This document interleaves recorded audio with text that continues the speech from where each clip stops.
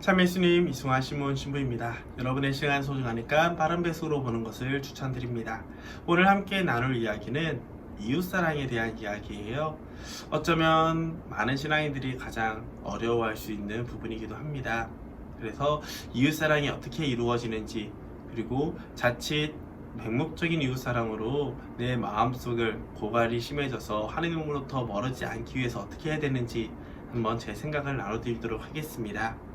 물론 이거에 대해서는 각 본당에 있는 신부님을 통해서 자신의 상황을 상담을 하면서 찾는 것을 추천드려요. 왜냐하면 제가 말씀드리는 것은 제 경험에 의해서, 그리고 제가 만났던 분들을 통해서 그래도 보다 나은 신앙생활을 위해, 건강한 신앙생활을 위해 도움을 드리는 말씀이니까요. 반드시 자신에게 꼭 맞다고, 꼭 반드시 적용된다고 생각하는 것은 조심하시면 좋을 것 같습니다. 이웃사랑을 어떻게 하면 좋을까? 하느님의 사랑을 느끼는 만큼 우리 그리스도인들은 착한 일을 해야 된다는 생각, 이웃을 무조건 사랑해야 된다는 생각이 많이 빠집니다. 물론 이웃사랑은 굉장히 좋은 것이죠. 하느님께 받은 사랑을 그만큼 이웃에게 전해주는 것, 그것만으로도 내가 하느님을 얼마큼 사랑하는지, 또 하느님의 사람으로서 얼마큼 충실히 살아가는지를 보여주기 때문입니다. 하지만 이웃을 위해서 자꾸 시간과 에너지를 쓰다 보면 자칫 자신의 영혼을 돌보지 못하는 경우도 있고요. 너무 사람들과의 관계에 매여서 하느님을 잃어버리고 혼란스럽거나 방황하는 경우도 생기게 됩니다. 또 내 안에 사랑이 고갈되어서 점점 힘이 드는 경우도 있겠죠. 그래서 저는 이런 비유를 두고 싶어요. 한 달 용돈이 10,000원이었을 때 친구가 10,000원을 빌려달라고 하면 쉽게 줄 수 있을까요? 하지만 한 달 용돈이 100,000원일 때는 조금 망설이더라도 빌려줄 수 있겠죠. 한 달 월급이 100,000원이 넘을 때는 기분 좋게 빌려줄 수도 있을 겁니다. 그만큼 내가 얼만큼 사랑을 많이 받았고 체험하는지를 깨달을수록 우리는 이웃에게 사랑을 더 쉽게 전해줄 수 있다는 거예요. 우리 마음의 여유에 따라서 달라지는 것은 사람이 가지고 있는 나약함입니다. 갑자기 돈이 필요할지도 모르는 상황에서 쉽게 빌려주는 것은 그만큼 서로 간의 신뢰관계, 그만큼 관계가 깊게 연결되었을 때 가능하겠죠. 하지만 그렇지 않으면 또 무엇을 빌려주거나 다른 사람을 위해서 희생하는 것은 쉽지 않을 겁니다. 마찬가지로 우리 신앙생활도 하느님과 얼마큼 관계를 맺느냐에 따라서 하느님께 우리의 마음을 드릴 수 있을 거예요. 우리 그리스도교가 사랑의 종교라고 불리고 예수 그리스도께서 하느님 사랑과 이웃 사랑을 가장 중요한 계명으로 말한 것은 다들 알고 계실 겁니다. 마찬가지로 우리 신앙인들은 하느님의 그 가르침을 살기 위해서 하느님께 기도하고 이웃을 사랑하려고 노력하는 것, 아주 아름다운 모습이죠. 하지만 이웃을 도와주지 못한다고, 사랑하지 못한다고 죄책감을 갖는 것도 우리 현실적으로 보이는 모습이기도 합니다. 자신의 신앙이 잘못됐다고 생각하는 경우도 있고, 혹은 겉과 속이 다른 사람으로 오해받아서 힘들어하기도 합니다. 하지만 그건 기억하면 좋을 것 같아요. 한 번에 완성된 사람은 없다는 것. 사람은 저마다 성장하는 과정 중에 있기 때문에 내가 느끼는 방식대로 누군가를 사랑할 수 있고 내가 체험한 만큼 전해줄 수 있다는 것 잊지 않았으면 좋겠습니다.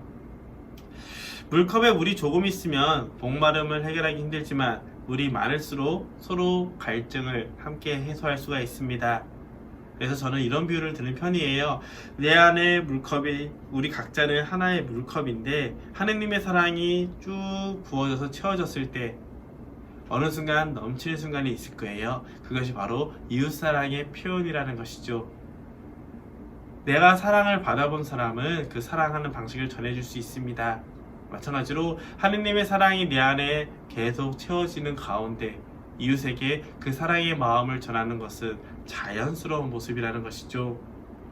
억지로 이웃에게 사랑을 나눠주다 보면 내 안에 하느님의 사랑이 채워질 거야 라는 것은 조금 조심해야 될 자세입니다. 오히려 내 안에 하느님 사랑을 먼저 채우고 느끼고 살아가는 가운데 자연스럽게 내 삶으로 이웃을 도와주는 것이죠. 근데 또 이런 사람도 있을 거예요. 나는 아직 그 사랑을 못 느꼈기 때문에 이웃 사랑하지 않겠다. 이것은 큰 착각이기도 합니다. 왜냐하면은 하느님의 사랑을 내가 느끼는 것은 내가 그만큼 하느님께 기도하고 머물면서 이미 살아오면서 받았던 그 선물들과 사랑의 손길들을 발견할수록 하느님과의 관계가 더 깊어지기 때문이죠.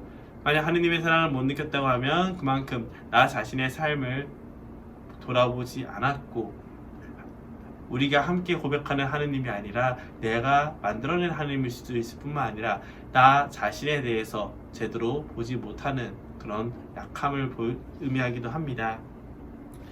만약 사랑을 체험하지 못한 사람이 억지로 이웃사랑을 하면 어떻게 될까? 그런 경우도 봤는데, 처음에는 이웃사랑을 했다는 행동 자체만으로도 만족하면서 나는 이만큼 하느님을 사랑하고 있지 라고 생각을 합니다. 하지만 점점 내면의 사랑이 채워지지 않은 상태에서 활동에만 집중하다 보니 고갈됨을 느끼면서 나중에는 나는 하느님의 사랑을 실천하는데 왜 나는 이렇게 힘들지? 라고 하면서 스스로 자책하거나 하느님께 원망하는 경우가 생겨버리게 돼요.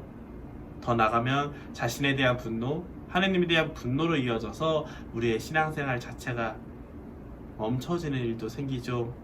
아무리 의지가 좋다고 하더라도 사람은 자신의 몸과 마음에 한계가 있을 뿐만 아니라 내가 의미를 찾지 못하고 느끼지 못했을 때 그 사랑을 전해줄 수 없기 때문입니다. 그래서 저는 이렇게 얘기하고 싶어요. 사랑하는 사람은 누군가와 사랑을 빠지면 대상을 닮아가기 때문에 하느님을 사랑하는 만큼 이웃을 사랑하는 것은 자연스럽고 당연한 행동입니다. 하지만 하느님과의 관계도 맺어지지 않은 상태에서 내가 하느님을 느끼고 체험하지도 못하는 상태에서 이웃사랑을 하려고 억지로 움직이다 보면 오히려 내 안에 상처가 더 클 수 있다는 거 기억하면 좋을 것 같아요. 내 안에 하느님 사랑을 채우는 만큼 이웃을 사랑할 수 있고 그 안에서 의미와 성장을 체험할 수 있다는 것, 하느님을 먼저 알아가고 그분과의 관계가 튼튼해질수록 이웃사랑이 자연스럽게 따라온다는 걸 기억하면서 이웃사랑이라는 것 너무 어렵게 생각하기보다는 내가 느끼고 체험한 만큼 전해준다는 것부터 시작을 하면 좋을 것 같습니다. 그러면 어느 순간 나의 신앙생활은 우리의 신앙생활이 될 것이고 함께하는 길이 보다 기쁨과 행복, 더 많은 성장, 더 많은 하느님 체험으로 이어질 수 있을 겁니다. 오늘도 들어주셔서 감사합니다. 좋은 하루 되시길 바랍니다.